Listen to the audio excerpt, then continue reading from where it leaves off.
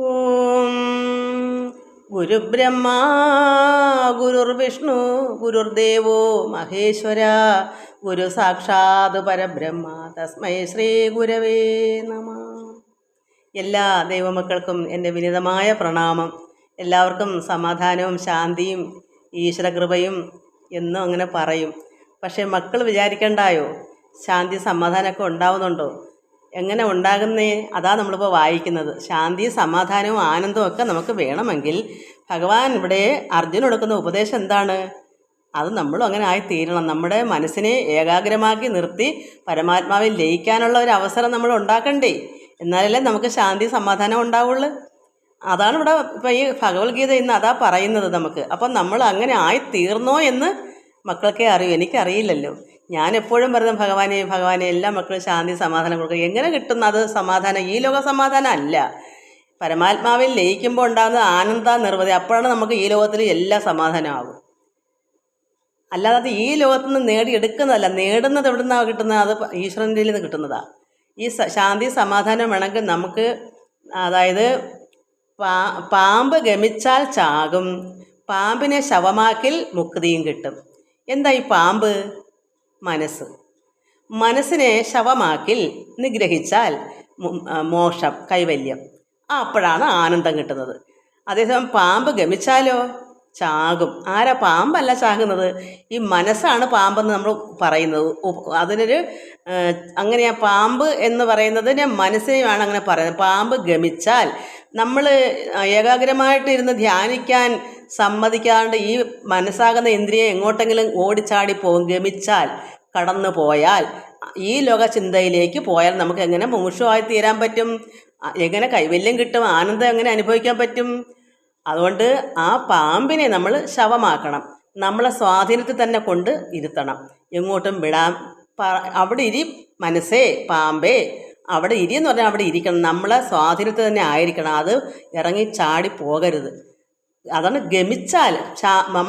നമ്മളിൽ അനുസരണ ഇല്ലാണ്ട് ഗമിച്ച് പോയാൽ, നമ്മൾ ധ്യാനിക്കാനിരിക്കുമ്പോൾ മനസ്സിനെ അവിടെ ശവമാക്കി അടക്കി നിർത്തുമ്പോഴാണ് ഏകാഗ്രത കിട്ടുന്നത്. അങ്ങനെ ആയി വരുമ്പോൾ നമുക്ക് പരമാത്മാവിൽ ലയിക്കാൻ ഒരു അവസരം ഉണ്ടാകും. അങ്ങനെ ലയിച്ച് വരുമ്പോഴേ നമുക്ക് ആനന്ദം ഉണ്ടാകുള്ളൂ. അപ്പോൾ അത് നമുക്ക് ആകാതെ എങ്ങനെ ശാന്തി സമാധാനം നമുക്ക് ഉണ്ടാകും? പാമ്പ് ഗമിച്ചാൽ എന്താ വരുന്നത്? ഈ മനസ്സിനെ എങ്ങോട്ടും കുതിരയ്ക്ക് കടിഞ്ഞാടുന്ന നമ്മുടെ മനസ്സിനെ കടിഞ്ഞാടിടുക. അതാണ് ഗമിച്ചു പോകുന്നത് വെച്ചാൽ കുതിര ചാടി ചാടി പോകും ഈ കടിഞ്ഞാണില്ലെങ്കിൽ, മൂക്കേറില്ലെങ്കിൽ. അപ്പോൾ അതുപോലെ മനസ്സും എവിടേക്കോ അങ്ങ് ഓടും. അങ്ങനെ അതാണ് ഗമിക്കുക എന്ന് പറഞ്ഞാൽ. അങ്ങനെ പറഞ്ഞാൽ കേൾക്കാതെ പോയാൽ ഇന്ദ്രിയങ്ങളുടെ പുറകെ, കാരണം ഇന്ദ്രിയങ്ങൾ വലിച്ചുകൊണ്ട് പോകും മനസ്സിനെ കൂടെ. അപ്പോഴങ്ങനെ ആ മനസ്സങ്ങനെ പോയാൽ നമുക്ക് എന്താ കിട്ടുന്ന? കൈവല്യമല്ല, മരണം.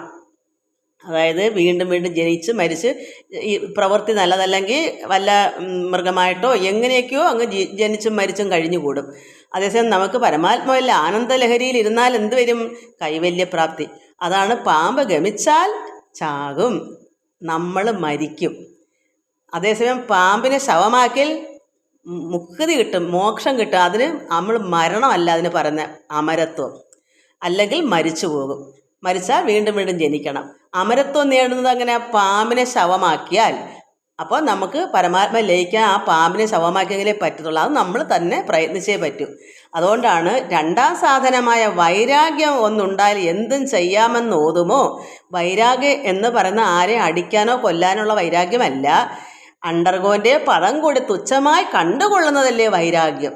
അപ്പോൾ പരമാത്മാവിൽ ലയിച്ച് ആ ആനന്ദ നിർവൃതി അറിഞ്ഞ് ആ പരബ്രഹ്മത്തെ കാണുക. എങ്ങനെ കണ്ടുകൊള്ളുക? ആ ആനന്ദലഹരി അറിയുക. ആദ്യം നമ്മൾ കാണും ആ പരമാത്മാവ് ഇവിടെ അവതരിച്ച ഏതെങ്കിലും ഒരു രൂപം, കൃഷ്ണനെന്നോ അല്ലെങ്കിൽ അമ്മ ദേവി മഹാമായോ, ഇതൊക്കെ പ്രത്യക്ഷമായി കാണാം നമുക്ക്. അരൂപിയായിരിക്കുന്ന പരമാത്മാവിൻ്റെ അവതാര പുരുഷന്മാരൊക്കെ നമുക്ക് കാണാം. അതാണ് പ്രത്യക്ഷമാകുന്നത്. അപ്പോൾ ആ വൈരാഗ്യം ഒന്നുണ്ടായാൽ, അതായത് ഈ പാമ്പാകുന്ന ഈ മനസ്സിനെ ഏകാഗ്രമാക്കി നിർത്തി എല്ലാ ഇന്ദ്രിയങ്ങളെയും വധിച്ചു, അതായത് അടക്കി, മനസ്സിനെ അടക്കി നിർത്തിയാൽ നമുക്ക് പരമാത്മാവിൽ ലയിക്കാം. അതാണ് അണ്ടർഗോൻ്റെ പദം കൂടി തുച്ഛമായി കണ്ടുകൊള്ളുന്നതല്ലേ വൈരാഗ്യം. നമുക്ക് ഇതിനെ അടക്കി നിർത്തി പരമാത്മാവിൽ ലയിക്കണം, എനിക്ക് ഈശ്വരനെ കാണണം എന്നുള്ള വൈരാഗ്യം ഉണ്ടെങ്കിൽ മാത്രമേ അത് നടക്കുകയുള്ളൂ. അതുകൊണ്ടാണ് അത് പറയുന്നത് ഇവിടെ ഭഗവാൻ തരുന്നത്. അപ്പോൾ നമുക്ക് ശാന്തി സമാധാനം ഉണ്ടാകുന്നത് അങ്ങനെയാണ്. അപ്പോൾ ഭഗവാൻ പറയുന്നു, അർജുനോട് പറയുന്നു, അല്ലയോ കുന്തിപുത്ര, എന്തുകൊണ്ടെന്നാൽ മോക്ഷത്തിനായിക്കൊണ്ട് പ്രയത്നം ചെയ്യുന്ന വിവേകിയായ പുരുഷൻ്റെയും കൂടി മനസ്സിനെ ശോഭിപ്പിക്കുന്നവയായ വിഷയ അഭിമുഖമാക്കി തീർക്കുന്നവയായ ഇന്ദ്രിയങ്ങൾ. നമുക്ക് അഭിമുഖം എന്ന് പറയുന്നത് എന്താണ്? നമ്മൾ സാധാരണ ഇവിടെ ഈ ലോകത്ത് അഭിമുഖം എന്താ? നമുക്ക് രണ്ടുപേർ തങ്ങളിൽ മുഖത്തോട് മുഖം നോക്കി സംസാരിക്കുന്നതാണ് അഭിമുഖം. നമ്മൾ ഇപ്പം ഒരു സെലിബ്രിറ്റി, ഇപ്പം മോഹൻലാലും മമ്മൂട്ടിയായിട്ട് അഭിമുഖം, അങ്ങനെ നമ്മൾ പറയത്തില്ലേ? അതുപോലെ ഇവിടെ എന്താണ് അഭിമുഖം? വിഷയങ്ങളുമായിട്ട് ഇന്ദ്രിയങ്ങൾ. ഇപ്പം എൻ്റെ മനസ്സിനെ ഞാൻ ഏകാഗ്രമാക്കി നിർത്തി ധ്യാനിക്കാനിരിക്കുന്നു, പക്ഷേ എൻ്റെ മനസ്സ് ഞാൻ പറഞ്ഞ് കേൾക്കാതെ, എന്നെ അനുസരിക്കാതെ, എൻ്റെ സ്വാധീനത്തിൽ നിൽക്കാതെ വിഷയങ്ങളിലേക്ക് ചെന്ന് ചാടുന്നു. എന്തെങ്കിലും ഒരു വിഷയത്തിലേക്ക് പോയി, ഇപ്പോൾ ഇവിടെ നമ്മുടെ വീടിന് ചുറ്റും പല പല പ്രശ്നങ്ങളൊക്കെ നടക്കും. നമുക്ക് പോണ്ടാന്നും പറഞ്ഞ് ഈ മനസ്സിനെ ഇവിടെ അടക്കിയിരിക്കും, പക്ഷേ സ്വാധീനത്തിൽ നിൽക്കത്തില്ല. നമ്മൾ അറിയാതെ തന്നെ അങ്ങ് ചാടിപ്പോവുക. അതാണ് മനസ്സിനെ ശവമാക്കണമെന്ന് പറയുന്നത്. ഇത് ഗമിച്ച് പോകുമ്പോഴെന്ത് വരും? എന്തെങ്കിലും ഒരു കർമ്മങ്ങൾ ചെയ്യും. അപ്പോൾ ആരിപ്പോൾ ഇവിടെ എന്തെങ്കിലും പലരും ഒരു വീട്ടിൽ 10 പേരോ അല്ലെങ്കിൽ 5 പേരെ കാണും. ഒരാൾ ചിലപ്പം ധ്യാനത്തിനിരിക്കും, മറ്റവർക്കും പല പല ജോലികളാണല്ലോ. അപ്പോൾ ആരെങ്കിലും എന്തെങ്കിലും ചെയ്യുന്ന കാണുമ്പോൾ എനിക്കും പോയി അവിടെ പോയി നിശ്ചയം കണ്ടും കേട്ടൊക്കെ നിൽക്കാം. ധ്യാനിക്കാതിരിക്കുന്ന മുമുക്ഷുവായിട്ട് ഒരു മോക്ഷത്തിന് വേണ്ടി പ്രയത്നിക്കുന്ന ആളാണ്. പക്ഷേ ഇന്ദ്രിയം മനസ്സ് പറയുന്നു, അവിടെ പോയി ഒത്തിരി കണ്ടിട്ടൊക്കെ അവരൊക്കെ കാര്യമൊക്കെ പറഞ്ഞ് കേട്ടിട്ടൊക്കെ നമുക്ക് വരാം, പിന്നെ ധ്യാനിക്കാതിരിക്കാം. ശരിയാവൂ? അപ്പോൾ എന്താ? അങ്ങനെ ധ്യാനിക്കാനിരിക്കുന്ന വിവേകിയായ പുരുഷൻ്റെയും കൂടി മനസ്സിനെ, ആ അടക്കി വെച്ച മനസ്സിനെ കൂടി ആര് കൊണ്ടുപോകുന്നു? ശോഭിപ്പിക്കുന്നവയായ വിഷയാഭിമുഖം. എന്താ? മനസ്സിനെ ശോഭിപ്പിച്ച്, കാരണം അടക്കി വെച്ചേക്കുന്നത് അതിനെ പിന്നും തുറന്ന് വിടുക, അങ്ങനെ വിഷയത്തിലേക്ക്, ഈ ലോക വിഷയത്തിലേക്ക് അഭിമുഖമായി തീർക്കുന്നവയായ ഇന്ദ്രിയങ്ങൾ. ഈ 5 ഇന്ദ്രിയങ്ങളുണ്ട്. ഈ ഇന്ദ്രിയങ്ങളാണ് ഇപ്പോൾ അത് നമുക്ക് കണ്ടിട്ട് വരാം. അപ്പോൾ അത് നേത്രേന്ദ്രിയം പറയുന്നു, നമുക്ക് പോയി കണ്ടിട്ട് വരാം. മനസ്സുണ്ടെങ്കിലല്ലേ കാണുന്നത് എന്താണെന്ന് വ്യക്തമാവും. എന്തെങ്കിലും കണ്ടു കേട്ട് വരണമെങ്കിൽ അതിനകത്ത് ഉറച്ച് മനസ്സിലാക്കണം. അത് എന്താ അവിടെ കാണുന്നതെന്ന് മനസ്സിലാക്കണമെങ്കിൽ നമുക്ക് മനസ്സ് വേണം. അപ്പോൾ ഈ നേത്രേന്ദ്രിയം ഈ മനസ്സിനെ വിളിച്ചുകൊണ്ട് പോകും. അവിടെ ധ്യാനിക്കാതിരിക്കുന്ന ആ മോക്ഷത്തിന് വേണ്ടി പ്രയത്നിക്കുന്ന ആൾ മനസ്സെവിടെ പോയി? എവിടോ കാണാൻ പോയി. നേത്രേന്ദ്രിയം മനസ്സുകൂടെ അങ്ങ് പോയി. അപ്പുറത്തൊരു സൗണ്ട് കേട്ടപ്പം ഈ ശ്രവണേന്ദ്രിയം, ചെവി, അതും കേൾക്കുന്നതിലേക്ക് പോകും. മനസ്സേ നമുക്ക് അവിടെ പോയി കേട്ടിട്ട് വരാം. അപ്പോൾ വിഷയം വിട്ട് പോയോ? വിഷയം എന്ന് പറഞ്ഞാൽ ഈ കേൾവിയും ഈ കാണലുമാണ് അവിടുത്തെ വിഷയം. ആ വിഷയത്തിന് വേണ്ടി മനസ്സിനെ കൊണ്ടുപോകുന്ന ആരാ? ഇന്ദ്രിയങ്ങൾ. നേത്രേന്ദ്രിയവും ചെവി ശ്രവണേന്ദ്രിയവും വിളിച്ചുകൊണ്ട് പോയി അവിടെ പോയി അത് അഭിമുഖീകരിക്കുകയാണ്. അത് തെറ്റല്ലേ? ഈ മനസ്സിനെ കൊണ്ട് പോകുമല്ലേ ഇന്ദ്രിയങ്ങൾ? അതാണ് ഇവിടെ പറയുന്നത്. അതുകൊണ്ട് അർജുന, ഇവിടെ മോക്ഷത്തിനായിക്കൊണ്ട് പ്രയത്നം ചെയ്യുന്ന, പരമാത്മാവിൽ ലയിക്കാൻ വേണ്ടി, ധ്യാനത്തിൽ വേണ്ടി ലയിക്കാൻ വേണ്ടി, ആനന്ദ നിർവൃതി അടയാൻ വേണ്ടിയിരിക്കുന്ന, ധ്യാനത്തിന് വേണ്ടിയിരിക്കുന്ന ആ ഒരു മുമുക്ഷുവിനെ, ഒരു മോക്ഷത്തിന് വേണ്ടി പ്രയത്നിക്കുന്ന മുമുക്ഷു ആയില്ല. അങ്ങനെ ആകാൻ വേണ്ടി പ്രയത്നിക്കാൻ വേണ്ടി ഇരിക്കുന്ന, എല്ലാം പ്രയത്നിച്ച് പഠിച്ചെങ്കിലല്ലേ അത് ആവത്തുള്ളൂ. അതുവരെ പ്രാക്ടീസ് വേണമല്ലോ, സാധകം വേണമല്ലോ. അപ്പോൾ അങ്ങനെ പ്രയത്നം ചെയ്യുന്ന വിവേകിയായ പുരുഷൻ്റെയും കൂടി മനസ്സിനെ, ഒരു വിവേകിയല്ലേ അങ്ങനെ ഇരിക്കത്തുള്ളൂ. ധ്യാനിക്കണമെന്ന് സാധാരണ ഈ ലോകത്ത് എത്രയോ പേരുണ്ട്, വല്ലതും അറിയുന്നു. ധ്യാനം എന്താണെന്നോ പൂജ എന്താണെന്നോ നാമം പോലും ചെല്ലാത്ത അവർക്ക് എന്തറിയാം? അപ്പോൾ ഒരു വിവേകിയെ അങ്ങനെ ഇരിക്കത്തുള്ളൂ ധ്യാനിക്കാം. പക്ഷെ അവരെ കൂടെ ആര് കൊണ്ടുപോകുന്ന മനസ്സിനെ? ഇന്ദ്രിയങ്ങൾ. അതാണ് അങ്ങനെയുള്ള പുരുഷൻ്റെയും കൂടി മനസ്സിനെ ശോഭിപ്പിക്കുന്നവയായ വിഷയ അഭിമുഖമാക്കി തീർക്കുന്നവയായ ഇന്ദ്രിയങ്ങൾ മുമുക്ഷുക്കളെ കൂടി ബലമായി വലിച്ചു കൊണ്ടുപോകുന്നു. ആ മുമുക്ഷുക്കളെ കൂടി ആദ്യം മനസ്സൊന്ന് കേൾക്കും. അപ്പോൾ അതിൻ്റെ പുറകെ ഇന്ദ്രിയം വന്ന് മനസ്സിനെ വിളിക്കും. മനസ്സ് പോകുമ്പം ആൾ എണീച്ചങ്ങ് പോവും. ധ്യാനം പിന്നെ അവിടെ നിന്ന് കരുതും. അതാണ് ഇന്നത്തെ ലോകം. അങ്ങനെ ആകുമ്പോൾ നമുക്ക് സമാധാനം ശാന്തി ഉണ്ടാവുമോ? മക്കളൊന്ന് ആലോചിച്ച് നോക്ക്. നമുക്ക് ശാന്തി സമാധാനം. പല മക്കളും പറയും, എന്നെ വിളിക്കുന്ന മക്കളെ പറയും, അമ്മ ഇത്രത്തോളമൊക്കെ ആയി, ഉത്തരവാദിത്തമൊക്കെ കൂടുതലുണ്ട്. പക്ഷേ നമ്മൾ വിചാരിച്ചേ വെക്കും. നമുക്ക് വൈരാഗ്യം വേണം. വൈരാഗ്യം എന്താ? ഇതിനൊക്കെ പിടിച്ച് അടക്കിയിരിക്കണം, ശവമാക്കണം. പാമ്പ് ഗമിക്കാതെ അതിനെ ശവമാക്കണം നമുക്ക് മുക്തിക്ക് വേണ്ടിയിട്ട്. അപ്പോൾ എന്ത് വരും? നമുക്ക് നല്ല സമയത്ത്, ആപത്ത് കാലത്തല്ല മക്കളെ അപ്പോൾ നമുക്ക് ധ്യാനിക്കാനിരിക്കാൻ നടുവും മുതൊന്നും കാണത്തില്ല. സമ്പത്ത് കാലത്ത് തൈ 10 വെച്ചാൽ ആപത്ത് കാലത്ത് കാപത്ത് തിന്നാം. ഞാൻ ഇന്ന് അനുഭവിക്കുന്ന ആനന്ദം പണ്ട് ആ 35 വയസ്സുള്ള സമയത്ത് 40ലൊക്കെ എനിക്ക് പ്രത്യക്ഷമായതും അന്ന് തൊട്ട് കിട്ടിയ ആനന്ദമാണ് ഞാനിന്ന് ലഹരിയായിട്ട് കൊണ്ടു നടക്കുന്നത്. ഇതൊക്കെ വായിക്കുമ്പോൾ ഞാൻ അതിൽ ലഹരി കൊള്ളുക, ആനന്ദിക്കുക. എനിക്ക് ഏത് കർമ്മം ചെയ്യുമ്പോഴും ആനന്ദമാണ്. എന്താ കാരണം? അന്ന് കിട്ടിയതാണ്. അത് ആ സമയത്താണ് കിട്ടേണ്ടുന്നത്. വയസ്സ് ചെല്ലുമ്പം കിട്ടാൻ പറ്റത്തില്ല. അത് ഭയങ്കര പാടാണ്. നമുക്ക് ഇരിക്കാനോ ഒന്നിനും അങ്ങനെയുള്ള ഒരു വരത്തില്ല. അല്പനേരം പോയി നാമോച്ചേട്ടൻ എണീച്ചൊക്കെ പോവും. പക്ഷെ നമുക്കൊരു ആർത്തിയൊക്കെ വരുന്ന സമയം, നല്ല സമയം അതാണ്. അത് എല്ലാവർക്കും അതാണ് നല്ലത്. അത് അന്ന് നേടാമെങ്കിൽ കൊള്ളാം. ഞാനെന്ത് പറയാനാ? എല്ലാവരും ഇങ്ങോട്ട് പറയും ഈ ഉത്തരവാദിത്വം അങ്ങനെ ഇങ്ങനെ. പക്ഷെ നമ്മൾ വിചാരിക്കണം, വൈരാഗ്യം വേണം. എന്താ? രണ്ടാം സാധനമായ വൈരാഗ്യം ഒന്നുണ്ടെങ്കിൽ എന്തും ചെയ്യാമെന്ന് തോന്നുമോ? വൈരാഗ്യം ആരെയും അടിക്കാനും വെട്ടാനും അല്ല.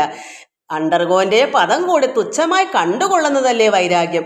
നമ്മൾ ആ വൈരാഗ്യമാണ് എനിക്കെൻ്റെ ഭഗവാനെ, എനിക്കെൻ്റെ കൃഷ്ണൻ, എൻ്റെ നാരായണൻ, അല്ലെ എൻ്റെ ദേവി മഹാമായ ആ പരാശക്തി എനിക്ക് കിട്ടിയേ പറ്റൂ അമ്മേ.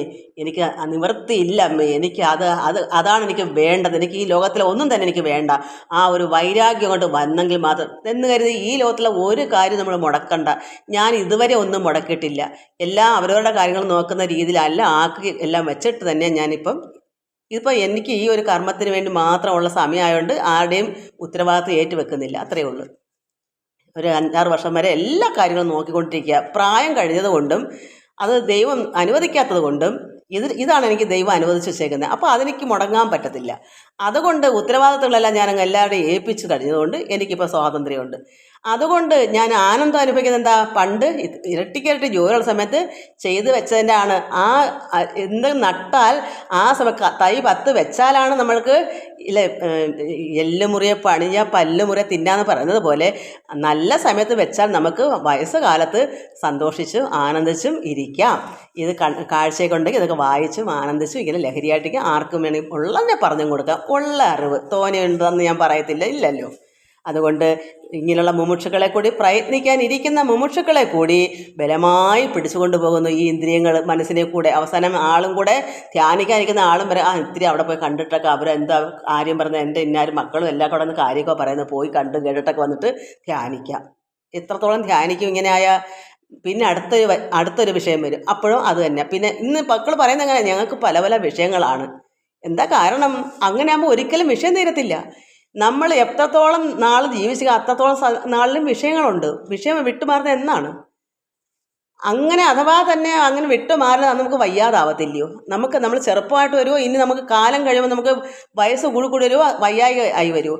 അതേസമയം നമ്മൾ പണ്ടേ ഇത് എടുത്താലുണ്ടല്ലോ, നമുക്ക് വയ്യായിക വന്നാൽ പോലും നമ്മൾ അറിയത്തില്ല. നമുക്ക് വയ്യായികയും പ്രായത്തിൻ്റെ എല്ലാം ബുദ്ധിമുട്ടുണ്ട്. പക്ഷെ നമ്മൾ പരമാത്മാവിൽ ലയിക്കുന്നത് കൊണ്ട് ഈ അസുഖങ്ങളൊക്കെ എന്തോ പറയുക, അത് താഴെ കിടക്കും. അതിനെ കവർ ചെയ്തിരിക്കും ഈശ്വരാനുഗ്രഹം, ആ ചൈതന്യം. അപ്പോൾ നമ്മൾ അറിയാതെ തന്നെ അങ്ങ് കഴിഞ്ഞുകൂടി പൊക്കോളും. അതേസമയം അത് എടുക്കാതിരുന്നാൽ ഇത് രണ്ടും കിട്ടത്തില്ല. ആരോഗ്യം കിട്ടത്തില്ല, അസുഖങ്ങളുമായി മാറും. ഈ വിചാരിച്ച പിന്നെ രണ്ടാം സാധനമായ വൈരാഗ്യം എടുത്ത് നേടാനുള്ളത് കിട്ടത്തില്ല. കിട്ടാൻ പാടാണ്. നമുക്ക് ശരീരത്തിന് ആരോഗ്യം കിട്ടത്തില്ല. അതാണ് സംഭവം. അതുകൊണ്ട് നമ്മൾ എന്താ ചെയ്യേണ്ടത്? ധ്യാനിക്കാൻ, ഈശ്വരനെ ആരാധിക്കാനും എല്ലാം വേണ്ടുന്നവർ നമ്മൾ മനസ്സിലാക്കണം. ആഗ്രഹം ഉണ്ടെങ്കിൽ അതേ എനിക്ക് പറയാൻ പറ്റുള്ളൂ. കാരണം എല്ലാവരും അങ്ങനെ ആയാൽ അവരവർക്ക് ശാന്തി സമാധാനം കിട്ടും. വയസ്സ് ചെല്ലുമ്പോൾ ആരടിച്ചിറക്കി കളഞ്ഞാലും വഴിയിലായാലും നമുക്ക് അപ്പോഴും അവിടെ വഴി കിടന്നാലും ആനന്ദം ഉണ്ടാവും. നമ്മൾ എവിടെ കിടന്നാലും അവിടെയും അപ്പോൾ നമ്മുടെ ഉള്ളിൽ ആനന്ദം എങ്ങും പോകത്തില്ല. അതുകൊണ്ട് നമുക്ക് എന്താണെന്ന് വെച്ചാൽ മക്കളെല്ലാവരും മനസ്സിലാക്കി, ഞാൻ പറഞ്ഞത് ശരിയോ തെറ്റോ ചിന്തിച്ചിട്ട് കമൻസ് ഇടും. ഞാനിങ്ങനെ ബലമായിട്ട് പറയുന്നത് എനിക്ക് ഞാനിങ്ങനെ പറഞ്ഞു തരാനല്ലേ പറ്റത്തുള്ളൂ. 61ാമത്തെ ശ്ലോകം വായിക്കാം. താനി സർവാണി സംയമ്യ യുക്ത ആസീത മൽപര വശേഹി യസ്യേന്ദ്രിയാണി തസ്യ പ്രജ്ഞാ പ്രതിഷ്ഠിത. എല്ലാ ഇന്ദ്രിയങ്ങളെയും അടക്കിക്കൊണ്ട്, അതായത് എല്ലാ ഇന്ദ്രിയ ഇന്ദ്രിയങ്ങൾ 5 ഇന്ദ്രിയങ്ങളും അടക്കിക്കൊണ്ട് മനസ്സ് നിശ്ചലമാനനായ, അപ്പം മനസ്സ് നിശ്ചലമാകുന്ന വെച്ചാൽ ചലിക്കാതിരിക്കുക. അപ്പം ഇന്ദ്രിയങ്ങളെ പഞ്ചേന്ദ്രിയങ്ങളെല്ലാം അടക്കി ഒന്നിനെയും ചെവി എവിടെ സൗണ്ട് എവിടെയെങ്കിലും കേട്ടാൽ ചെവി അങ്ങോട്ട് പോകത്തില്ല. എവിടെയെങ്കിലും വല്ല കാഴ്ച ഉണ്ടെങ്കിൽ വെച്ചാൽ അങ്ങോട്ട് കണ്ണ് പോകത്തില്ല. എവിടെയെങ്കിലും ആഹാരത്തിന് വല്ല രുചിയോ വക മണം വന്നാൽ അതിലേക്ക് ആഗ്രഹം പോകത്തില്ല. അത് പിന്നെ അതിൻ്റെ മണം മൂക്കിൽ കൂടെ വന്നാൽ അത് മണക്കാൻ പോകത്തില്ല. ഒന്നിലും ശ്രദ്ധ പോകത്തില്ല. എന്താ കാരണം? അടക്കി, നമ്മൾ ഇന്ദ്രിയങ്ങളെല്ലാം അടക്കി അതിനെ ബാധിച്ചു, നമ്മുടെ സ്വാധീനത്തിലാക്കി. അപ്പോൾ മനസ്സെന്ത്, അത് നിശ്ചലമായി. ഇന്ദ്രിയങ്ങൾ വലിച്ചുകൊണ്ട് പോയാലേ പിന്നെ മനസ്സും അങ്ങ് നിശ്ചലമാവുമല്ലോ. അങ്ങനെ മനസ്സും ഇന്ദ്രിയങ്ങളെയും അടക്കിക്കൊണ്ട് നിശ്ചലമാനനായ യോഗിയായും. അപ്പം നിശ്ചലമാനനായി മനസ്സിനെയും അടക്കി യോഗിയായി. മനസ്സിനെയും ഇന്ദ്രിയങ്ങളും അടക്കിയാൽ പിന്നെ അവിടെ യോഗമാ. പിന്നെ മനസ്സ് ഈ ലോകത്തിലേക്കൊന്നും പോയില്ല. മനസ്സും ഇന്ദ്രിയങ്ങളും ഈ ലോക വിഷയത്തിലേക്ക് പോയില്ലേ പിന്നെ അവിടെ പിന്നെ ആരോടാ പിന്നെ അവിടെ ലയം ഉണ്ടാകുന്ന? പിന്നെ ഈശ്വരനായിട്ടല്ലേ ഉള്ളു. മനസ്സിനെ അടക്കി ഇന്ദ്രിയങ്ങളും അടങ്ങിയാൽ പിന്നെ അവിടെ എന്താ ഉള്ളത്? പരമാത്മാവുള്ള ഒരു ചിന്ത, മനസ്സ് അവിടേക്കല്ലേ എത്തിപ്പിടിക്കുന്നത്. മറ്റു വിഷയത്തിലേക്ക് ഒരു 5 ഇന്ദ്രിയങ്ങൾക്കും വേണ്ടുന്നത് ഒന്നിനും നമ്മൾ വിടുന്നില്ല. അപ്പോൾ ഈ ലോകത്തിലേക്കുള്ള സർവ്വ വിഷയത്തിലേക്ക് നമ്മൾ പിന്നെ പോകത്തില്ല. മനസ്സും ചിന്തയും പോയെങ്കിലല്ലേ അത് പോകും. അതിനെല്ലാം അടക്കി കഴിഞ്ഞാൽ പിന്നെ അവിടെ എന്താ ഉള്ളത്? ഉള്ളിൽ ആനന്ദ നിർവൃതിയല്ലേ, ആ ഈശ്വരനുള്ള ചിന്തയല്ലേ പിന്നെ ഉള്ളത്. അതുകൊണ്ട് നിശ്ചലമാനനായ യോഗിയായും ഈശ്വരനായിട്ട് ചേർന്നിരിക്കാനുള്ള യോഗി എന്നെ തന്നെ പരമമായി വിചാരിക്കുന്നവനായും ഇരിക്കണം. അപ്പോൾ ആ ഇന്ദ്രിയങ്ങളെയും മനസ്സിനെയും അടക്കി കഴിയുമ്പോൾ പരമാത്മാവായ നമുക്ക് എങ്ങനെ വേണം, അമ്മയായിട്ടോ അതോ ദേവിയായിട്ടോ കൃഷ്ണനോ രാമനോ മുരുകനോ അയ്യപ്പനോ ഏത് രൂപവും നമുക്ക് വേണമെങ്കിൽ എടുക്കാം. എല്ലാം കഴിഞ്ഞ് ഇതെല്ലാം മനസ്സിലാക്കി പഠിച്ചു വരും. പിന്നെ ഇതെല്ലാം പരമാത്മാവാണെന്ന് അങ്ങ് പാഠം വരും. അപ്പോൾ പിന്നെ അവിടെ കൃഷ്ണന്നോ മുരുകാന്നോ അതിലും ഇതിലും ഏത് നാമത്തിലും നമ്മളിലും എല്ലാ ജീവജാലങ്ങളിലും ആ ഈശ്വരൻ പരബ്രഹ്മമൂർത്തിയാണെന്നങ്ങ് അറിഞ്ഞു വരും. അപ്പോൾ പിന്നെ നമുക്ക് അതങ്ങനെ ആയി വരട്ടെ. അതുവരെ നമുക്ക് കൃഷ്ണന്നോ ഒക്കെ ചിന്തിക്കാം. നമുക്ക് ഭഗവാനെ കൃഷ്ണ എനിക്കും അങ്ങനെ എനിക്കോ ഭഗവാനിൽ ചേരണം കണ്ണ എന്ന് നമുക്ക് കണ്ണ കൃഷ്ണ എന്നൊക്കെ അങ്ങ് പറയാം. പക്ഷെ എല്ലാം അറിഞ്ഞ് നമ്മൾ വരുമ്പോൾ എങ്ങനെ എല്ലാം അറിയാൻ ആരാലും സാധ്യമല്ല. നമുക്ക് കുറച്ച് അറിഞ്ഞു വരുമ്പോൾ മനസ്സിലാകും ഈ പരബ്രഹ്മം തന്നെയാണ് കൃഷ്ണൻ, ഈ പരബ്രഹ്മം തന്നെയാണ് ഞാനും നിങ്ങളും എല്ലാവരും ഈ സർവ്വചരാചരങ്ങളും. അപ്പോൾ പിന്നെ അങ്ങനെ അറിഞ്ഞു വരുന്നില്ലേ നല്ലത്. അങ്ങനെ അറിയുമ്പോൾ മനസ്സിലാകും പരബ്രഹ്മ ആനന്ദ സ്നേഹമാകുന്ന ചൈതന്യമാകുന്ന പരബ്രഹ്മ വസ്തു തന്നെയാണ് ലോകം മൊത്തം നിറഞ്ഞ് സർവ്വ ജീവനിലും ഇരിക്കുന്നത്. അത് തന്നെയാണ് കൃഷ്ണനും, അത് തന്നെയാണ് മുരുകനും, എല്ലാം അത് തന്നെയാണ്. ഈശ്വരൻ്റെ പരമാത്മാവായിരിക്കുന്ന ലോകപിതാവിൻ്റെ സർവ്വ ശക്തി സ്വരൂപനും തന്നെയാണ് സർവ്വ അവതാരങ്ങളും. ഈ അവതാരം എല്ലാം പരമാത്മാവ് തന്നെയാണെന്ന് മനസ്സിലാക്കി അറിഞ്ഞു വരുമ്പോൾ നമ്മൾ അറിയും. അപ്പം അങ്ങനെ അറിയുമ്പോൾ നമുക്ക് പിന്നെ അവിടെ രൂപം വേണ്ട. ചൈതന്യമേ ഉള്ള ലോകത്ത് അരൂപിയാണ് ഈശ്വരൻ. അങ്ങനെ ഭഗവാൻ പറഞ്ഞു, എല്ലാ ഇന്ദ്രിയങ്ങളെയും അടക്കിക്കൊണ്ട് നിശ്ചലമാനനായ യോഗിയായും എന്നെ തന്നെ പരമമായി വിചാരിക്കുന്നവനായിരിക്കണം. പരമമായി തീഷ്ണമായി പരമമായിരിക്കുന്ന അത്രമാത്രം ഉറപ്പായി ശക്തിയായി തീഷ്ണമായി പരമാത്മാവിൽ തന്നെ ലയിച്ചിരിക്കുക.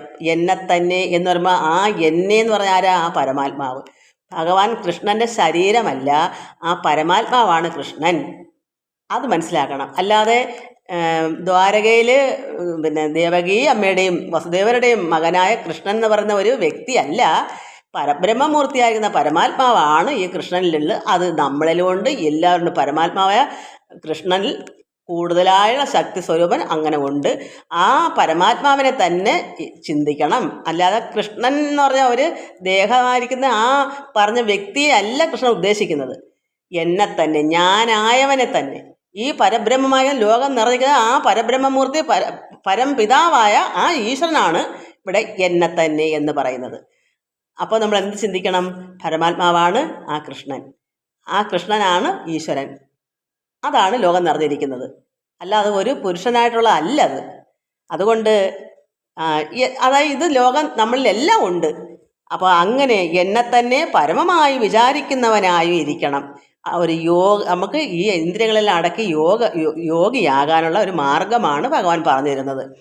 യാതൊരുവൻ്റെ സ്വാധീനതയിൽ തന്നെ ഇന്ദ്രിയങ്ങളായി ഇരിക്കുന്നുവോ അവൻ്റെ ജ്ഞാനം ഉറച്ചതായി ഭവിക്കുന്നു. അപ്പം ഏതൊരുവൻ്റെ ഇങ്ങനെയുള്ളൊരു ജ്ഞാനിയുടെ ഉള്ളിൽ സ്വാധീനതയിൽ അയാളുടെ മനസ്സ് അയാളുടെ ഇഷ്ടപ്രകാരം അല്ലാതെ ഈ ഇന്ദ്രിയങ്ങളൊന്നും എങ്ങോട്ടും പോകത്തില്ല. അവിടെ ഉറച്ച് അതിനെ വധിച്ച് അതിനകത്ത് ആ ഈശ്വരനെ തന്നെ ലയിച്ച് പരമാത്മാവിനെ ആ മനസ്സ് ലയിച്ചിരിക്കുക, അത് സ്വാധീനതയിലായി കഴിഞ്ഞു. അങ്ങനെ വേറൊരു സൗണ്ടോ എന്ന് കേൾക്കുമ്പോൾ ഇന്ദ്രിയങ്ങൾ ഓടാതെയും അതായത് ഇന്ദ്രിയങ്ങൾ ഗമിക്കാതെ ആരുടെ ഉള്ളിലാണ് ഉറച്ചിരിക്കുന്നത്, അവൻ്റെ ജ്ഞാനം ഉറച്ചതാകുന്നു. കാരണം എന്താ, ഈ ലോകത്ത് എന്ത് തലമറിഞ്ഞ് വന്നാലും കുന്നിടിഞ്ഞ് വീണാലും പ്രളയം വന്നെന്ന് കേട്ടാലും ആ ജ്ഞാനി അവിടെ തന്നെ ഇരിക്കും. ആ മനസ്സ് അത് കാണാനോ കേൾക്കാനോ ഒന്നിനും പോകത്തില്ല. എന്താ കാരണം, ഉറച്ചതാണ്, ഉറച്ച മനസ്സാണ്. ആ പറഞ്ഞ യോഗിയുടെ സ്വാധീനതയിലാണ് ഈ ഇന്ദ്രിയങ്ങളും മനസ്സും. അപ്പോൾ പിന്നെ പോകുമോ? അവിടെ ഉറച്ച് കിട്ടിക്കഴിഞ്ഞു. അപ്പോൾ പിന്നെ ഇവിടെ ഈ റോഡ് അവിടെ പിന്നെ എന്തെങ്കിലും പ്രശ്നം വരുന്നു അല്ലെങ്കിൽ എന്തെങ്കിലും പ്രത്യേകത കേട്ടെന്ന് കണ്ടെന്ന് ആര് പറഞ്ഞാലും അവിടെ ഒട്ട് ശ്രദ്ധിക്കത്തില്ല. കാരണം അതിനേക്കാൾ ഉപരിയായ ആത്മാനന്ദം അനുഭവിച്ചിരിക്കുന്ന ഒരു യോഗിക്ക് അതെടുത്ത് കളഞ്ഞിട്ട് മറ്റതിൽ പോകത്തില്ല. ഉറച്ച മനസ്സ്, ആ മനസ്സിനെ ഇന്ദ്രിയങ്ങളെ അടക്കി ഉറപ്പിച്ചു വെച്ചു. അങ്ങനെയുള്ള ഒരു യോഗിയുടെ ജ്ഞാനമാണ് ഉറച്ചത്. അതോ എടുത്തിയാടി പോകുന്ന പാമ്പ് ഗമിച്ചാൽ ചാകും എന്ന് പറഞ്ഞ് ധ്യാനിക്കാനിരിക്കുന്ന ഒരു യോഗിയുടെ ആ ഇന്ദ്രിയങ്ങൾ എടുത്തിയാടി പോയാൽ, മനസ്സും കൂടെ അങ്ങ് ഓടിയാൽ അത് പാമ്പ് ഗമിച്ചാലാണെന്ന്. അതിൻ്റെ അർത്ഥം എന്താ, ആ ജ്ഞാനിയുടെ ജ്ഞാനം ഉറച്ചതല്ല. അതാണ് ഏതൊരുവൻ്റെ സ്വാധീനതയിൽ തന്നെ. ഇപ്പം എൻ്റെ സ്വാധീനതയിൽ തന്നെ എൻ്റെ ഇന്ദ്രിയങ്ങൾ ഇരിക്കണം. ഞാൻ അറിയാതെ, എന്നിലിരിക്കുന്നത് ഞാൻ അറിയാതെ അത് എങ്ങോട്ടും പോകത്തില്ല. അങ്ങനെ പോയാൽ ഉറച്ചതല്ല. അപ്പോൾ അങ്ങനെയുള്ള ഒരു സ്വാധീനതയിൽ ഇരിക്കുന്ന ഇന്ദ്രിയങ്ങൾ, അങ്ങനെ ആരുടെ ഉള്ളിലാണ് ഇന്ദ്രിയങ്ങൾ അങ്ങനെ ഇരിക്കുന്നുവോ അവൻ്റെ ജ്ഞാനമാണ് ഉറച്ചത്. അപ്പോൾ നമ്മൾ മനസ്സിലാക്കണം, അങ്ങനെയുള്ളൊരു ജ്ഞാനിയുടെ ആ ജ്ഞാനം ഉറച്ചതാണ്. അലുക്കുലുക്കമില്ല, നിശ്ചലമാനനാണ്, മനസ്സിനെങ്ങും ഈ ലോകസിദ്ധിയിലേക്ക് പോകത്തില്ല. വേണമെങ്കിൽ നമുക്ക് പോകണമെന്ന് ഉണ്ടെങ്കിൽ മാത്രം വെറുതെ ഇരിക്കുകയാണ്, നമുക്കിപ്പോൾ അങ്ങോട്ടോ അത് വേറൊരായിട്ട്. പക്ഷേ ധ്യാനത്തിലിരിക്കുകയും ഇങ്ങനെ യോഗിയായി തീരുന്നവരെ നമ്മൾ നിശ്ചലമാനായി ആ പരമാത്മാവിൽ തന്നെ ലയിച്ച് ഉറച്ചിരുന്നെങ്കിൽ മാത്രമേ ഇതായിത്തീരാൻ പറ്റൂ. ഇങ്ങനെ ഇരിക്കുന്ന സമയത്ത് എന്തെങ്കിലും കാര്യങ്ങൾ വരുമ്പോൾ ഇറങ്ങി ഓടിപ്പോയാൽ ഇത് കിട്ടൂ? എപ്പോഴും ഇതിനല്ലേ സമയം കാണൂ. ഈ ലോകചിന്തയിലേക്ക് ഇപ്പോൾ ഒന്നിനു വേണ്ടി അങ്ങോട്ടൊന്ന് ഇറങ്ങിപ്പോയി, എന്തെങ്കിലും ഒരു കാര്യത്തിന് വേണ്ടി കേൾക്കാനും പോയി, ഇപ്പം ഇനി വന്ന് ധ്യാനിക്കാതിരിക്കുക, അങ്ങനെ പൊക്കൂടാ. അങ്ങനെ അഥവാ ഒന്ന് പോയി അത്രയ്ക്ക് എന്തെങ്കിലും ഒന്ന് ആരംഭത്തിൽ നമ്മളിപ്പോൾ ധ്യാനത്തിന് അങ്ങോട്ട് തുടങ്ങുവാണ്, പ്രയത്നം തുടങ്ങുന്നു 1-2 ദിവസമൊക്കെ ആയുള്ളൂ. പെട്ടെന്ന് ഇപ്പോൾ ആരെങ്കിലും ആരെങ്കിലും നമ്മുടെ അത്രയ്ക്ക് എന്തെങ്കിലും കാര്യങ്ങൾ പറയാൻ വന്നപ്പോൾ നമ്മൾ ഒറ്റയ്ക്കാന്ന് കൂട്ടിക്കോ, ഒന്ന് കണ്ടിട്ട് കേട്ട് വന്നിട്ട് ധ്യാനിക്കാം, ഒന്നായി. നാളെയും വരും അപ്പോൾ ഓരോരോ കാര്യങ്ങൾ. അപ്പോഴെല്ലാം എഴുന്നേറ്റ് പോകാനല്ലേ സമയം കാണൂ. ഉറച്ച ജ്ഞാനത്തോടെ എങ്ങനെ ഇരിക്കും? അപ്പോൾ ഇന്ദ്രിയങ്ങൾ വരുന്നവരെ കാണാൻ പോണ്, പിന്നെ അടുത്ത വേറൊരു വിഷയമായി, ഇങ്ങനെ വിഷയത്തിൻ്റെ പുറകെ പിന്നെ ഇന്ന് 1 കണ്ട് നാളെ 2 ഇങ്ങനെ പൊയ്ക്കൊണ്ടേയിരിക്കും. അതുകൊണ്ട് ഒറ്റയ്ക്കുള്ള കഥകളച്ച് കുറ്റിയിട്ടിട്ട് ധ്യാനിക്കാതിരിക്കുക, അത്രയേ ഉള്ളൂ. വീട്ടിൽ ആരുമില്ല, ഇങ്ങനെ ഒരു അത്യാവശ്യം അങ്ങനെ ഇരിക്കുക. അഥവാ അത് എന്തെങ്കിലുമൊക്കെ നമ്മുടെ വീട്ടിലെ ജോലികളും അതൊക്കെ തീർത്തിട്ട് വേണം അങ്ങനെ ഇരിക്കാൻ. അല്ലാതെ വീട്ടുകാർ നോക്കാതെ ഒന്നിരുന്നുകൂടാ. കാരണം ഒരു ഗൃഹസ്ഥാശ്രമി എന്ന് പറയുന്നത് നമ്മുടെ വീട്ടിൽ മക്കളും ഭർത്താവും ഒക്കെ ഉണ്ട്, അല്ലെങ്കിൽ ഭർത്താവിന് ഭാര്യയുണ്ട്. എല്ലാ കാര്യങ്ങളും നോക്കിയിട്ട് വേണം ഇതിന് സമയമെടുക്കാൻ. അതായത് എല്ലാം ഇട്ടടച്ച് കളഞ്ഞിട്ടില്ല, എല്ലാം കൃത്യനിഷ്ഠമായിട്ട് സർവ്വ ജോലികളും ഒതുക്കി വേണ്ടുന്ന കാര്യങ്ങളെല്ലാം ആ സമയത്ത് വേണ്ടതെല്ലാം ചെയ്തിട്ട് പിന്നത്തെ സമയത്ത് വേണ്ടത് അത് മതി പിന്നെ ചെയ്തോണം. ഇങ്ങനെ വേണം. ഇപ്പോൾ സന്ധ്യയ്ക്ക് നാമം ചെല്ലാനിരുന്നാലും എല്ലാം അങ്ങനെ ഞാൻ ചെയ്തിട്ടുള്ളത്. ഒരു ജോലിക്കും വിഘ്നം വരുത്തിക്കൂടാ. എത്ര ജോലിയുണ്ട് എല്ലാം അത് പരമാത്മാവും കൂടെ നമ്മുടെ സ്നേഹത്തോട് ചിലപ്പോൾ ചെയ്ത് സഹായിച്ചു തരുമെന്ന് എനിക്ക് പറയാൻ പറ്റൂ. കാരണം ഞാനായിട്ട് ഇത്രയൊന്നും ചെയ്യാൻ അന്ന് പറ്റത്തില്ലായിരുന്നു. അപ്പോൾ അതുകൊണ്ട് ഈ ഇന്ദ്രിയങ്ങൾ അങ്ങനെ ആരുടെ സ്വാധീനതയിലാണ് ഉറച്ചിരിക്കുന്നത്, അങ്ങനെയുള്ള ഒരാളുടെ ജ്ഞാനമാണ് ഉറച്ചത്, അല്ലാത്തവരുടെ ജ്ഞാനം ഉറച്ചതല്ല. കാരണം എന്ന് വെച്ചാൽ സന്ധ്യയ്ക്ക് പോലും നാമം ചെല്ലുമ്പോൾ പല രീതിയിലും പല വിഷയത്തിലേക്ക് പോകുന്ന മനുഷ്യരായിന്ന്. അപ്പോൾ പിന്നെ എങ്ങനെ ഉറയ്ക്കും? ഈശ്വരനോട് ഭക്തിയും സ്നേഹവും ഒക്കെ ഉണ്ടെങ്കിൽ മാത്രമേ അവിടെ ഇരിക്കൂ. ആ ആർത്തിയാണ്, ആ വെമ്പലാണ്. അപ്പോൾ നമ്മൾ എങ്ങനെ മനസ്സ് പോകും എവിടെയെങ്കിലും? ഈശ്വരനോട് താല്പര്യവും ഭക്തിയും അത്രമാത്രം സ്നേഹവും പ്രേമമാകുന്ന ഭക്തി ഉണ്ടെങ്കിൽ അതല്ലേ പ്രേമം. പ്രേമത്തിൽ കൂടി പിന്നെ എന്താ ഉള്ളത്? അപ്പോൾ ഈശ്വരനോട് പ്രേമമാകുന്ന ഭക്തി ഉണ്ടെങ്കിൽ പിന്നെ മനസ്സ് എവിടെയെങ്കിലും പോകുമോ? പോകുന്നത് എന്താ? ഈശ്വരനോട് പ്രേമവും സ്നേഹവും ഇല്ലാത്തതുകൊണ്ടാണ്. അതാണ് ഞാൻ ചിന്തിക്കുന്നത്. നമുക്കിനി അടുത്തത് വായിക്കാം. 62 ധ്യായതോ വിഷയാൻ പുംസ സംഗസ്തേഷു ഉപജായതേ സംഗാൽ സംജായതേ കാമാൽ ക്രോധാഭിജായതേ. 62 ശ്ലോകം സാഖ്യയോഗത്തിൽ 2-ാം അധ്യായത്തിൽ 62 ആണ് ഇപ്പോൾ വായിച്ചത്. വിഷയങ്ങളെ തന്നെ വിചാരിക്കുന്ന പുരുഷന് വിഷയങ്ങളെ തന്നെ എന്ന് വെച്ചാൽ ഈ ലോകത്തിലാണല്ലോ വിഷയങ്ങളുള്ളത്. വിഷയങ്ങൾ എന്ന് വെച്ചാൽ നമുക്ക് ഈ ലോകത്ത് എന്തെല്ലാം വിഷയങ്ങളാണ്, അതാണ് വിഷയം എന്ന് പറയുന്നത്. വിഷയം എന്ന് പറയുമ്പോൾ നമ്മൾ അറിയാത്തവർക്ക് വിചാരിക്കുക എന്താ ഈ വിഷയം, ഇതാണ് നമ്മുടെ വീട്ടിൽ എന്തെല്ലാം കാര്യങ്ങളൊക്കെ ഉണ്ടാകുന്നത്. കാരണം ഓരോ വിഷയങ്ങളെന്നാ ഇന്ന് പല പല കാര്യങ്ങളും ജോലികളൊക്കെ ചെയ്യുന്ന ഓരോരോ വിഷയങ്ങളല്ലയോ. ഒരു കാര്യം കഴിയുമ്പോൾ അടുത്തൊരു ജോലി വരും, അതൊരു വിഷയം. അങ്ങനെ ഓരോരോ വിഷയങ്ങൾ. ഇപ്പം സ്കൂളിൽ സാമൂഹ്യ പാഠം, സയൻസ്, ഇംഗ്ലീഷ്, മലയാളം, കണക്ക്, ഇങ്ങനെ ഓരോ വിഷയങ്ങളാണ്. കണക്ക് തീരുമ്പോൾ അടുത്ത വിഷയം എടുക്കുന്നത്. അതുപോലെ നമ്മുടെ കൂടെ പ്രവൃത്തികൾ, നമ്മുടെ വീട്ടിൽ എന്തെല്ലാം ഉണ്ടോ അതൊക്കെയാണ് വിഷയങ്ങൾ, ഈ ലോക വിഷയങ്ങൾ. അതുകൊണ്ട് വിഷയങ്ങളെ തന്നെ വിചാരിക്കുന്ന പുരുഷന് അവയിൽ ആസക്തി ഉണ്ടാകുന്നു. ഇപ്പം ധ്യാനിക്കാനിരിക്കുന്ന ഒരു വ്യക്തി തുടങ്ങാൻ ഈ ഭഗവാൻ പറയുന്നത് ഇപ്പം മോക്ഷത്തിനായിക്കൊണ്ട് പ്രയത്നം ചെയ്യുന്ന ഒരാളുടെ കാര്യമാണല്ലോ. അപ്പം അങ്ങനെ ഒരാൾ ധ്യാനിക്കാനൊക്കെ ഇതിന് തുടക്കത്തിൽ ഇതെല്ലാം പ്രയത്നം ചെയ്തുകൊണ്ടിരിക്കുകയാണ്. പക്ഷേ അങ്ങനെ ഇരിക്കുന്ന ഒരാളിന് യഥാർത്ഥമായി അങ്ങനെ ഇരിക്കണമെങ്കിൽ ഈ വിഷയങ്ങളെ തന്നെ വിചാരിക്കുന്ന പുരുഷന് അവയിൽ ആസക്തി ഉണ്ടാകുന്നു. ധ്യാനിക്കാനിരിക്കണം, എല്ലാം വേണം, ഇങ്ങനെ പരമാത്മാവിൽ ചേരണം, എനിക്കും മുമുക്ഷുവാണെന്നൊക്കെ ചിന്തിക്കും. പക്ഷേ ചില വിഷയങ്ങൾ തന്നെ ആസക്തിയായിട്ടിരിക്കും ചിലർക്ക്. എന്തെങ്കിലും ഇപ്പോൾ ഒരു പുരുഷനോ അല്ലെങ്കിൽ സ്ത്രീയോ ആവട്ടെ, ആസക്തി എന്ന് പറഞ്ഞാൽ നമുക്ക് ലോകത്തുള്ള എല്ലാ കാര്യം ചെയ്യാം. പക്ഷേ നമ്മൾ ധ്യാനിക്കാനിരിക്കുമ്പോൾ ഈ ചെയ്യുന്ന കാര്യങ്ങളെല്ലാം പരമാത്മാവിൽ അർപ്പിച്ച് ചെയ്യുമ്പോൾ നമുക്ക് എപ്പോഴും നമ്മുടെ ചിന്ത എന്താണ്? ഈശ്വരൻ എന്നുള്ള ചിന്തയാണ്. ജോലികളെല്ലാം ചെയ്യാൻ പല പല വിഷയങ്ങളും വരും. ഒരു വിഷയം തന്നിട്ട് അടുത്ത വിഷയം ചെയ്യുന്നു, പക്ഷേ മനസ്സതിൽ ആസക്തി പോകുന്നില്ല. ഈശ്വരാർപ്പണമായി ചെയ്യുന്നവർക്ക് അതിലോട്ട് ആശ പോകുന്നില്ല. എന്തെന്ന് വെച്ചാൽ ഇപ്പം ഞാൻ ഒരു ഉദാഹരണം പറയാം ചേട്ടേ. നമ്മൾ കുട്ടിനാളിലൊക്കെ നമ്മൾ വിശേഷ തലേന്നേ പറയും, അമ്മയോ അച്ഛനോ പറയും നാളെ നമുക്ക് സ്വന്തം നമ്മുടെ പ്രിയപ്പെട്ട സ്വന്തക്കാരുടെ വീട്ടിൽ പോകാം. സമയം പോകുന്നതിന് ഉദാഹരണം പറഞ്ഞുകൊണ്ടിരിക്കുമ്പോൾ എന്നാലും മനസ്സിലാക്കട്ടെ. അങ്ങനെ പോകാതെ പറയുമ്പോൾ ഞാനിങ്ങനെ കുട്ടിനാളിലേ ആഗ്രഹിച്ചിരിക്കും. ആഗ്രഹിച്ചെന്നിങ്ങനെ ഇരുന്ന് രാത്രി അങ്ങ് ഉറങ്ങും. ഉറക്കത്തിലും ചിന്ത എന്താ? നാളെ പോകാമല്ലോ, എനിക്ക് ഇന്നാരെയൊക്കെ കാണാമല്ലോ, ചേച്ചിമാരെയൊക്കെ കാണാമല്ലോ, ഇങ്ങനെ അങ്ങ് ചിന്തിച്ച് അങ്ങ് ഉറങ്ങും. അപ്പോൾ ആശ കൊണ്ടാണല്ലോ, ഈ ആസക്തിയാണ്, അങ്ങ് ചിന്തിച്ചിരിക്കുന്നതാണ് ആസക്തി. അപ്പോൾ ഈ ആസക്തി നിമിത്തം ആശ അങ്ങ് വർദ്ധിക്കും. അയ്യോ അപ്പം പിന്നെ അങ്ങ് ആശയാ, അങ്ങ് പോയാൽ മതി. രാത്രി എങ്ങനെയോ അങ്ങ് ഉറങ്ങിയപ്പോഴോ ഉണരുമ്പോൾ അയ്യോ എനിക്ക് നേരം വെളുത്തോ, ഉണർന്നാലും പാതിരാത്രി ആയാലും നേരം വെളുത്തോ എന്നാണ് ചിന്തിക്കുന്നത്. പോകാനുള്ള ആശ അങ്ങ് ആയിപ്പോയി, പോകാമല്ലോ എന്നുള്ള ആശ.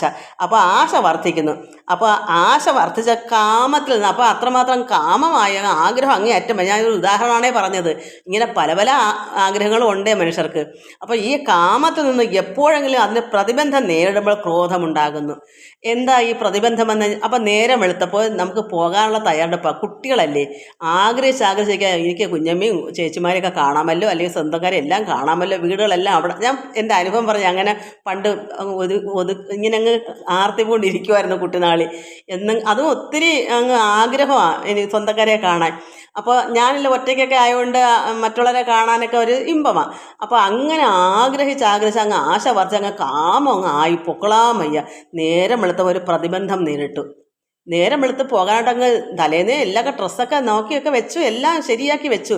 നേരം വെളുത്ത് പോകാൻ സമയമായപ്പോൾ അച്ഛൻ പറഞ്ഞു, ഇന്നിനി പോകണ്ട, നേരം വെളുത്ത് ഇത്രയായി. നിങ്ങൾ പല ദിവസം അങ്ങനെ ഉണ്ടായിട്ടുണ്ട്. ഏതോ തിങ്കളാഴ്ച എങ്ങാണ്ടൊക്കെ ആണെങ്കിൽ വെളുപ്പാങ്കാലത്തേ നേരം വിളക്ക് മുമ്പേ പൊക്കോണം, വടക്കോട്ട് യാത്രയ്ക്ക് കൊള്ളത്തുമ്പോൾ അന്ന് ഞങ്ങളെ പല ദിവസവും ഇങ്ങനെ മാറ്റിയിട്ടുണ്ട്. അന്നേരമൊക്കെ ഞാൻ ദുഃഖിച്ചിട്ടുണ്ട്. ആ ഒരു അനുഭവം എനിക്കുണ്ട് ഇങ്ങനെ. അപ്പോൾ അതൊരു ചെറിയ കാര്യം. ഇതിപ്പം ഞാൻ പറഞ്ഞത് വേറൊരു ഉദാഹരണം പറയാം. നമുക്ക് പ്രതിബന്ധം വരുന്നത് എന്താ? ചിലപ്പം വല്ലവരും മരിച്ചെന്നിരിക്കട്ടെ, അപ്പോൾ നമുക്കന്ന് പോകാൻ പറ്റുമോ? പക്ഷെ കുട്ടികളാകുമ്പം ഇന്ന് വയസ്സെന്നവർക്കും എവിടെയെങ്കിലും പോകാൻ തിരിച്ചാൽ അവർക്ക് പോയേ പറ്റൂ. ഈ ലോക ചിന്തയിൽ കഴിയുന്നവർ അങ്ങനെയാണ്. അപ്പോൾ നമുക്ക് പ്രതിബന്ധം വന്ന് പോകാൻ പറ്റിയില്ല.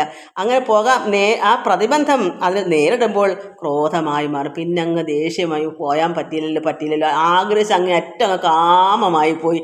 അപ്പോൾ പോകാൻ പറ്റാത്തൊരു പ്രതിബന്ധം വന്നപ്പോൾ പോകാൻ പറ്റില്ല. അപ്പോഴെന്ത് വരും?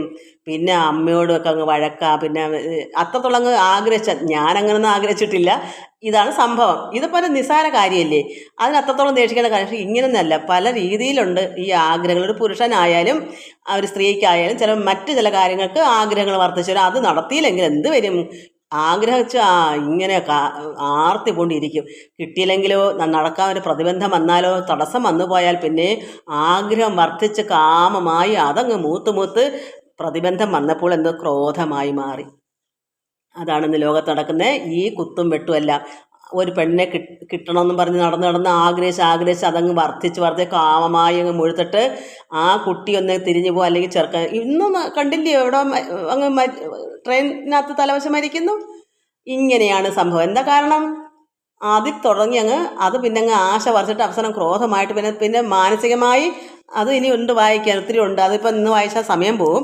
അതുകൊണ്ട് അത് ക്രോധത്തിൽ നിന്ന് അവിവേകം ഉണ്ടാവും, അവിവേകത്തിൽ നിന്ന് ഓർമ്മയില്ലായ്മ ഉണ്ടാകും. അങ്ങനെയാണ് പിള്ളേരെല്ലാം ഇന്ന് ആത്മഹത്യ ചെയ്തതല്ല. അങ്ങനെ പെട്ടെന്ന് തന്നെ മാനസികമായി അവർക്ക് ഇനി ചത്താൽ മതി. അതൊരു തോന്നലല്ലേ, അതൊരു മനസ്സിൻ്റെ വിഭ്രാന്തിയല്ലേ. അപ്പോൾ എന്താ കാരണം? ആഗ്രഹം വർദ്ധിച്ചു പോകുന്നു. അതുകൊണ്ടാണ് മക്കളെ ഞാൻ പറയാം, നിങ്ങൾക്ക് സമാധാനവും ശാന്തിയും നിങ്ങളുടെ കുട്ടികൾക്കും കൊടുക്കണം. നിങ്ങളും അങ്ങനെ ആയി വേണം മക്കളെ അത് പഠിപ്പിക്കാൻ. ഇന്ന് ഒരേ ഒരു മകളുള്ള കുട്ടിയാണ്, ജോലിയായിരുന്നു അതിന്, റൊട്ടറാമിൽ എവിടെ കണ്ടേ മറന്നുപോയി. അപ്പോൾ അത് എന്തോ നല്ല ജോലിയായിരുന്നു. ആ കുട്ടിക്ക് 25 വയസ്സ് തികഞ്ഞിട്ടുണ്ട്, അത്ര കണ്ടേ ഉള്ളൂ. എന്താ അമ്മയ്ക്കും അച്ഛനും അവരെല്ലാം ഉദ്യോഗക്കാരായിരുന്നു, ഒരേ ഒരു കുട്ടി മാത്രം. ഇങ്ങനെയൊക്കെ ലോകത്താവുമ്പം നമ്മൾ എന്തുകൊണ്ടിത് അനുസരിക്കുന്നില്ല? എന്താ ഇതിനെയൊക്കെ ഇത് മാത്രം എന്താ മാറ്റി മറ്റ് ലോകകാര്യങ്ങൾക്കും വിഷയങ്ങൾക്കെല്ലാം നമ്മൾ മുന്നിട്ട് നിൽക്കുന്നുണ്ടല്ലോ. അതായത് പാമ്പ് ഗമിച്ചങ്ങ് പോവുകയാണല്ലോ മനസ്സ്. പാമ്പ് ഗമിച്ചാൽ എന്തോരം ചാകും, വിവരമെല്ലാം ചത്തുപോകും. അങ്ങനെയും വരും. വിവരക്കേടാണ് കാണിക്കുന്ന മൊത്തവും. അപ്പോൾ ഈ പാമ്പ് ഈ മനസ്സാണല്ലോ ഇതിനെല്ലാം കൊണ്ടുപോയി മരിക്കാനൊക്കെ, ആ ഇന്ദ്രിയത്തെ കൊണ്ടങ്ങ് പോവുക മരിക്കാൻ. ഇതെത്ര പറഞ്ഞെടുത്താലും എന്താ മനസ്സിലാക്കാത്തതെന്നാണ് ഞാൻ ചിന്തിക്കുന്നത്. ഒരുപാട് കുട്ടികൾ ഇന്നിപ്പം കുറച്ച് നാളുണ്ട് ഒരുപാട് കുട്ടികളാണ് ഇപ്പോൾ മരിച്ചേക്കുന്നത്. അപ്പോൾ നമ്മൾ എന്താ കുട്ടിനാളിലെ കൊടുക്കാത്തതുകൊണ്ടല്ലേ ഈ മനസ്സമാധാന ശാന്തിയൊക്കെ എങ്ങനെ ഉണ്ടാവണം? ഈശ്വരജ്ഞാനം ഉള്ളിൽ വരുന്നല്ലേ അത് കിട്ടുള്ളൂ. അപ്പോൾ നമ്മൾ കുറേ കാര്യങ്ങൾ മനസ്സിലാക്കി കൊടുക്കാം. ഇതുപോലെ പറഞ്ഞു കൊടുത്ത് മനസ്സിലാക്കുമ്പോൾ അവരുടെ മനസ്സിന് ശക്തി ഉണ്ടാവും, എന്ന് താങ്ങാനുള്ളൊരു കരുത്തുണ്ടാവും. പരമാത്മാവും കൂട്ടു നിൽക്കും. ഒരു വിവരമില്ലാതെ നടക്കുന്ന കുഞ്ഞുങ്ങളോട് ഈശ്വരൻ കൂട്ടു നിൽക്കൂ?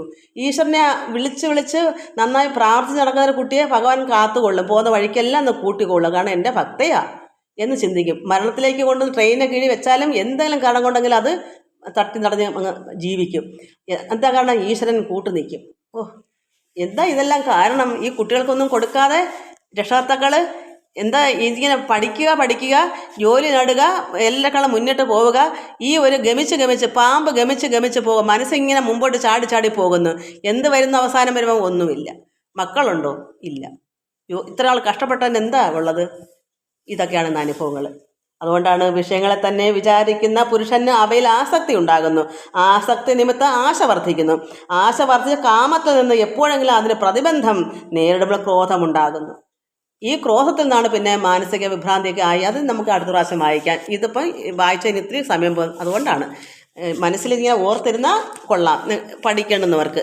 എന്തായാലും എനിക്ക് ഇതൊക്കെ പറയുമ്പോൾ ഇങ്ങനെയുള്ള കാര്യങ്ങളൊക്കെ ഓർക്കുമ്പോൾ വിഷമമുണ്ട്. കുട്ടികളുടെ എത്ര നാളാ കുട്ടികൾ ജീവിച്ചിരിക്കേണ്ട കുട്ടികളാണ്. അവർക്ക് എന്താ അറിവില്ലായ്മ, അവരെ കുറ്റം പറഞ്ഞതല്ല. ഞാൻ ഇതിനെല്ലാം ആരെ കുറ്റം പറയാ? കുട്ടികൾക്ക് എന്തറിയാനാ? അവരെ അറിയിച്ചു കൊടുക്കേണ്ടത് മാതാവിൻ്റെയും പിതാവിൻ്റെയും ചുമതലയാണ്. അവർ ചെയ്യാത്തത്തോളം കാലം ഈ പാപം ഇതിൻ്റെ എല്ലാം ശിക്ഷ അനുഭവിക്കുന്നതെല്ലാം ആരാണ്? അനുഭവിക്കില്ലയോ? ഒരു കുട്ടികൾ പോകുമ്പോൾ എത്ര നാളിന് അവരുടെയൊക്കെ ദുഃഖം, അതല്ലേ അനുഭവം. ഇതാണ് ആ ദുഃഖമാണ് അവർ ചെയ്ത കുറ്റത്തിൻ്റെ ശിക്ഷ. അത് അനുഭവിക്കട്ടെ, അത്രേ ഉള്ളൂ. തന്നെത്താൻ അറിഞ്ഞെങ്കിൽ പിന്നെത്താൻ അറിയുമെന്ന് പറഞ്ഞ ഇതാണ്. ഇതൊക്കെ പറയുമ്പോൾ എന്നെ ഇഷ്ടമല്ലാതെ വരുമായിരിക്കും, എന്നാലും വേണ്ടിയല്ല. പക്ഷെ പറയാതിരിക്കാൻ പറ്റത്തില്ല. കാരണം രക്ഷകർത്താക്കൾ ഇന്ന് കുട്ടികളങ്ങോട്ട് 2.5 വയസ്സാകുമ്പോഴേ കൊണ്ടുവന്ന് സ്കൂളിൽ LKG UKG പഠിത്തം വേണ്ടുന്ന കാര്യങ്ങളെല്ലാം കൊടുക്കണം. അത് ചെയ്യുന്നില്ല.